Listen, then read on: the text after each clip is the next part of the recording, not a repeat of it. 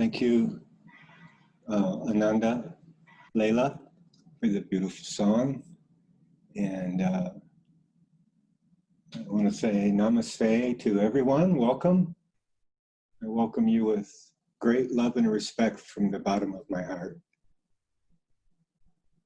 We're all so fortunate to have the community of the Interfaith Center and the hard work and service of all the people that contribute to this community.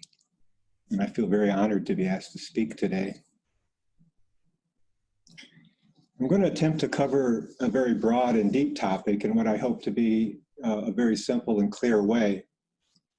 We're going to touch on topics like the inner self, consciousness, awareness, language, speech, communication, the inner world, thought, feeling, will to action, meditation, self-inquiry, and probably a few more. But I say we're just going to touch on these.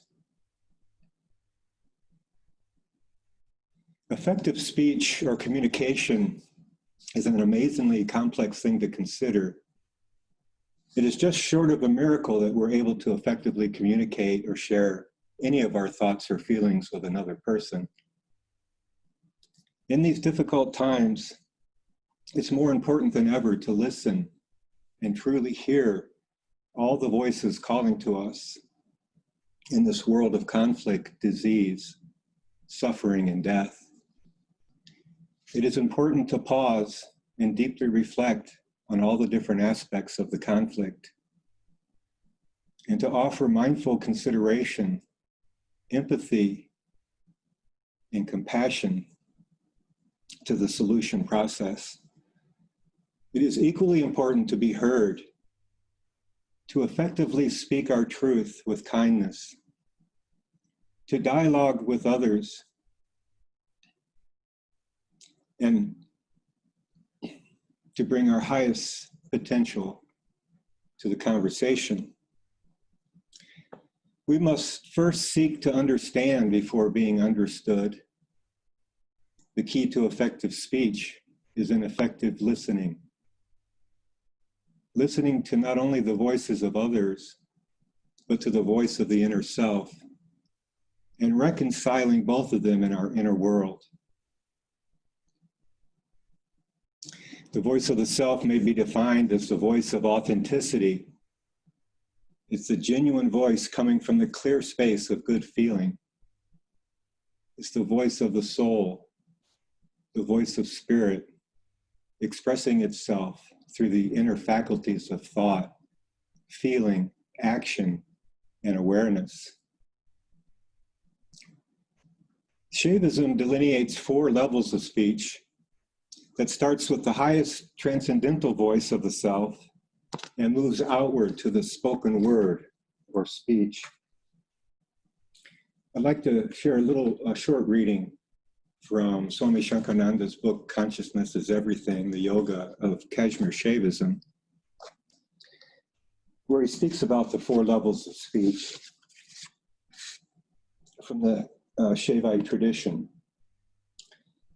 Shaivism delineates 4 levels of speech, beginning with the spoken word and progressively becoming more subtle, more interior, and more conscious.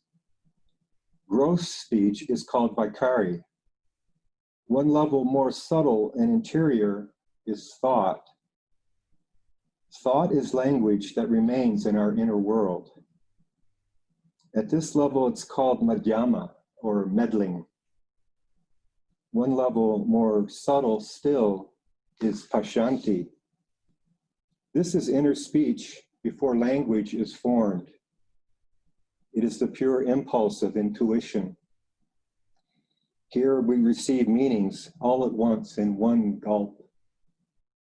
In Pashanti, Mozart received whole symphonies, which he later wrote down note by note. Here scientists grasp solutions to their problems holistically, later to be expressed laboriously in equations and formulas.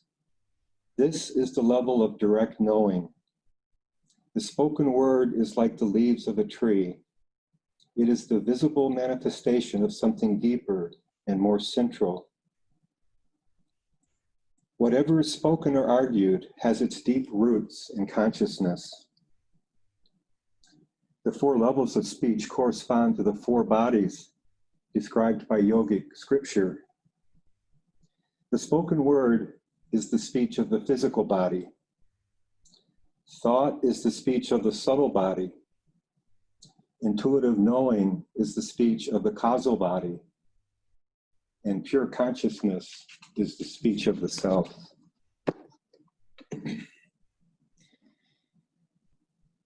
When the inner world faculties of thinking, feeling, and doing are free of blocks and misconceptions, then the voice of the self can be expressed in our speech with clarity, authenticity, and empowered truth.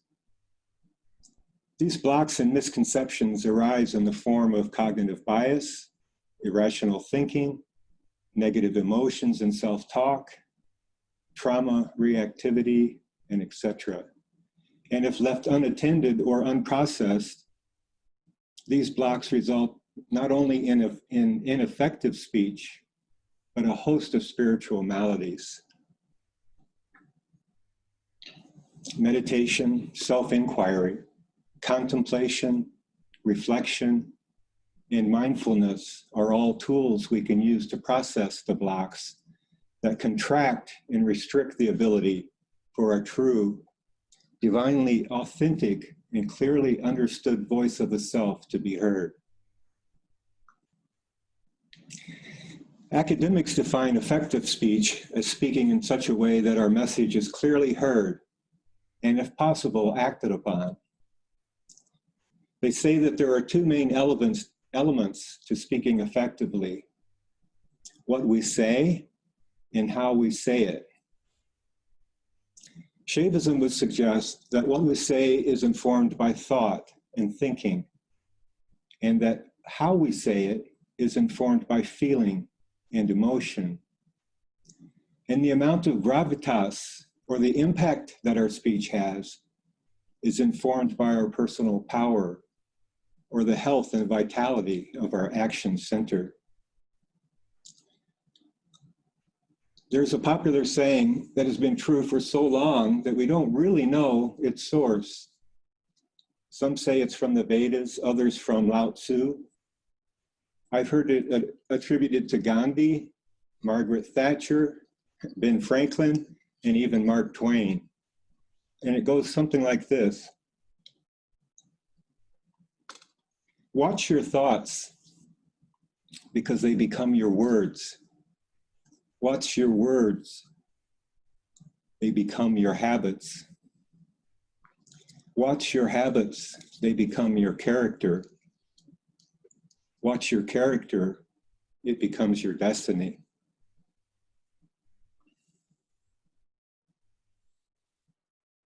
On a lighter note, isn't it our experience that the voice of the self comes through as voices in our head? The voices crop up seemingly out of nowhere and consume our waking and dream states. I'm thinking this way, I'm feeling that way, I'm going to do it like this. We are in constant conversation with ourselves, monitoring and reporting, thinking and feeling, decision-making and calling to action. It's called inner dialogue or self-talk. Even thinking about self-talk is self-talk. It's the longest conversation we will ever have, and it only appears to stop when we're dead, or if we're knocked unconscious, or when we're in a deep sleep state, or in a deep state of meditation. We don't say to another person, the voices in my head are thinking or feeling this way or that. We'd appear to be a little off, wouldn't we? So instead we simplify it and substitute the words voices in my head with the word I. I as a representative of the voice of the self that is being expressed. And that way we come across sounding more conventional and less like an alien visitor.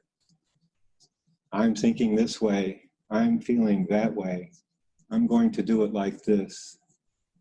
Monitoring and reporting, thinking and feeling, decision-making, and calling to action. All of these are activities of our inner world. Now, what do I mean when I say the inner world? When we turn our attention away from the outer world, by sitting comfortably in a quiet place and closing our eyes, we remove our awareness from outer faculties of sensory input. And what is left is an awareness of our inner faculties. Now, the mystics have drawn a map of our inner world, and they identify these inner locations or faculties as thought, feeling, action, and awareness. The healthy maintenance of these inner faculties lead to clearer understanding, more eloquent and effective speech, as well as offering a path back to the clear space of good feeling, or the inner self. We have the tools of meditation and self-inquiry to help us. Let's do a short guided self-inquiry meditation to help identify the nature of these inner world faculties. So if you would sit comfortably, closing your eyes, take a deep breath, and for a while, turn your awareness away from the outer world and direct it to the inner world of thought, feeling, action, and awareness. For most of us, the most persistent experience in our inner world is thought. So we'll begin there.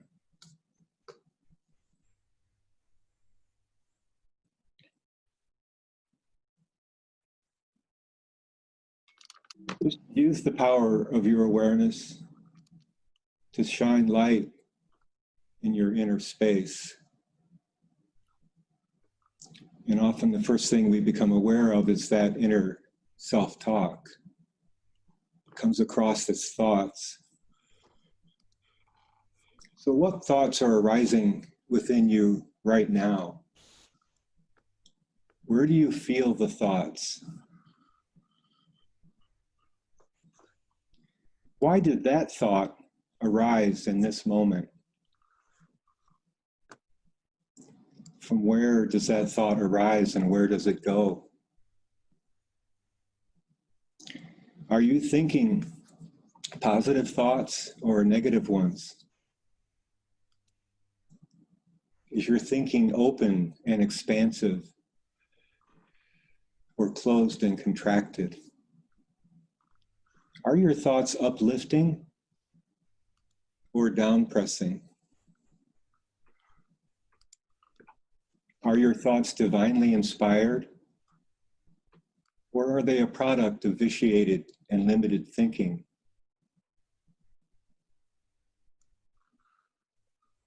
Just sit for a moment and watch your thoughts.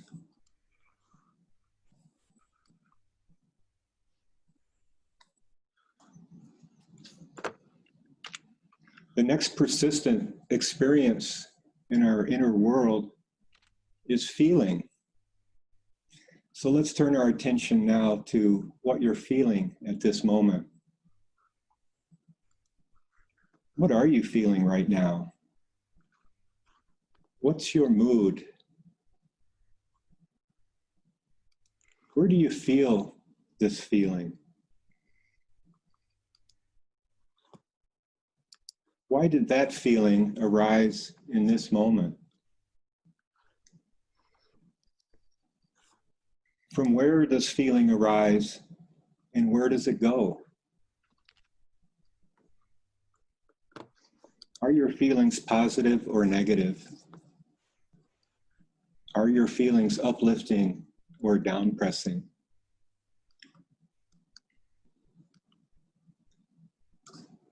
Are your feelings divinely inspired, or are they a product of vitiated and limited emotions?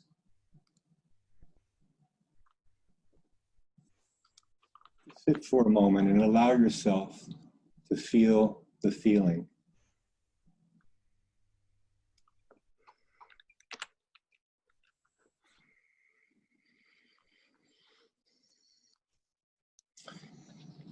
Now, the next persistent experience in our inner world is movement. And this is maybe a little more subtle for some of us. But inquire in your inner world and ask yourself, do I feel movement here? Where do you feel it?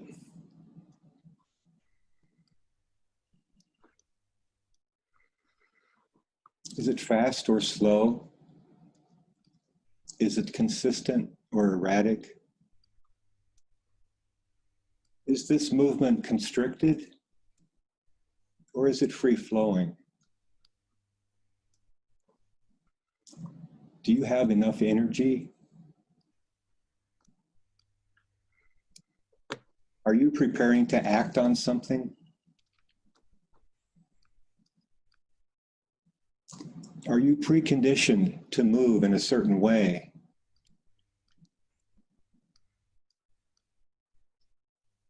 Are you needing to physically move something?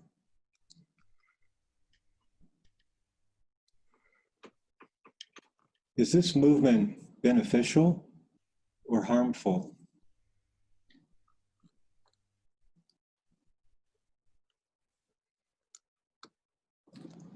Sit for a moment and experience that stirring feeling of anticipation to move or to act.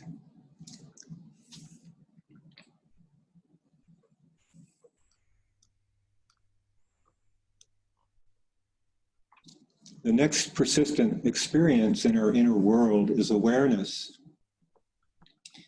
In fact, it's so persistent that it underlies and supports all the other inner world faculties of thought, feeling, movement. Awareness consists of the light of consciousness. It is this awareness that you harnessed and brought to bear in the previous inquiries.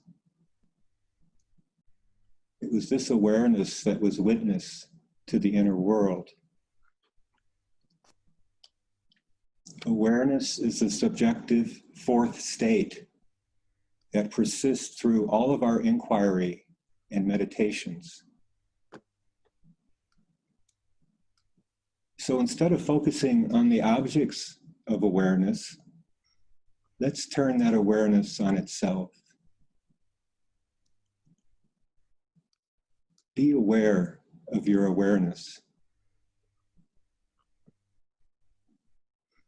If your actions drift to thoughts, feelings, or actions, gently bring your attention back to awareness itself. And just for a few more minutes, let's focus on what illuminates and not on what is being illuminated. Let's rest in pure consciousness.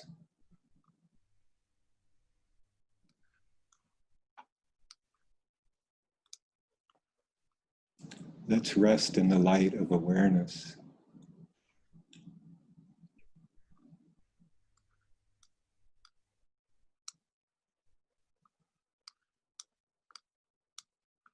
It's this awareness that connects us in all the levels of speech, from the spoken to the transcendental word, to the voice of the self. It can only truly be heard in that clear space of good feeling.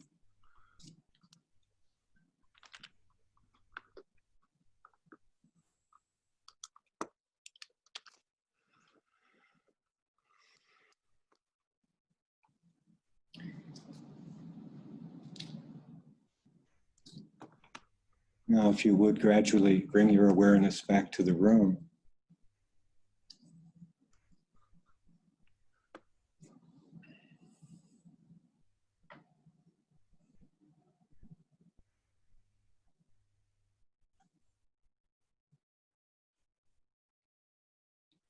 Thank you for sharing your time with me this morning. And I hope you found something from the talk and meditation that inspired you. I pray for sustained health and healing in your mental, emotional, and physical worlds, and that the voice of the self guides you to peace and contentment, inside and out. Thank you.